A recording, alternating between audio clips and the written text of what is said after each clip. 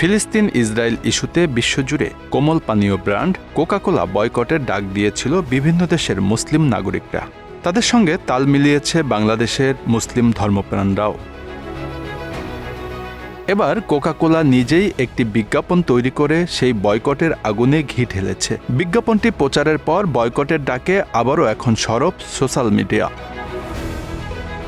যেই দোকানে থাকবে কোক সেই দোকানই বয়কট হোক, এমন অভিনব স্লোগানে কোকা-কোলা বয়কটের ডাক দিচ্ছেন নেটিজেনরা। বিজ্ঞাপনে অভিনয় করা শিল্পীদেরও বয়কটের ডাক দিচ্ছেন তারা। প্রচার করা হচ্ছে ফিলিস্তিনের সঙ্গে ইসরায়েলের চলমান সংঘাতে কোকা-কোলা কোম্পানির বিনিয়োগকারীদের বড় একটি অংশ ইসরায়েলকে সমর্থন যোগাচ্ছে। শুধু তাই না, কোকা-কোলা থেকে অর্জিত মুনাফার বড় একটি অংশ ফিলিস্তিনের নিরীহ জনগণের উপর হামলায় খরচ করা হচ্ছে। কোকা-কোলার প্রচারিত বিজ্ঞাপনে বলা হচ্ছে, কোককে সবাই যে দেশের পণ্য মনে করছে, আসলে সেই দেশের পণ্য নয় কোকা-কোলা, অর্থাৎ ইসরায়েলের পণ্য নয় কোকা-কোলা। ১৯০টি দেশের মানুষ কোক খায়, এমনকি ফিলিস্তিনে কোকা-কোলার ফ্যাক্টরি রয়েছে, এমনটি দাবি ওই বিজ্ঞাপনে।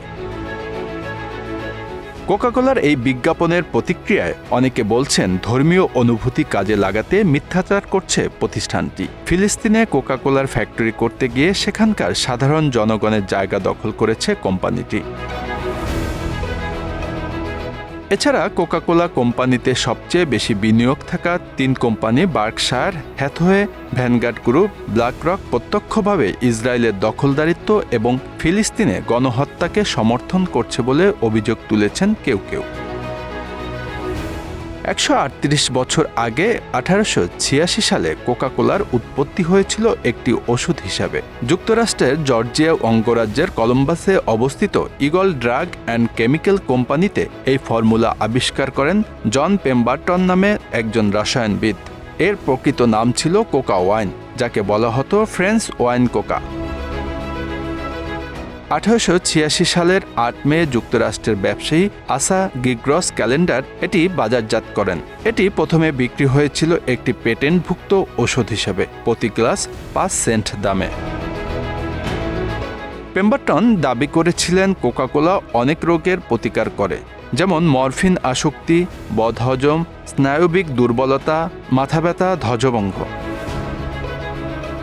বাজারজাতকরণের প্রথম বছরে কোকা-কোলা বিক্রয় হয়েছিল মাত্র ৯ গ্লাস। বর্তমানে ২০০টিরও বেশি দেশে প্রতিদিন প্রায় ১৬০ কোটি গ্লাস কোকা-কোলা বিক্রি হচ্ছে।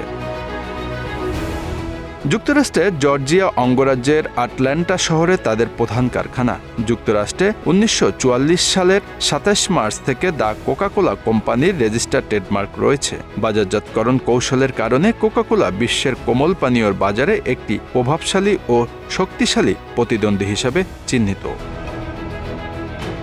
Bangla affairs news desk.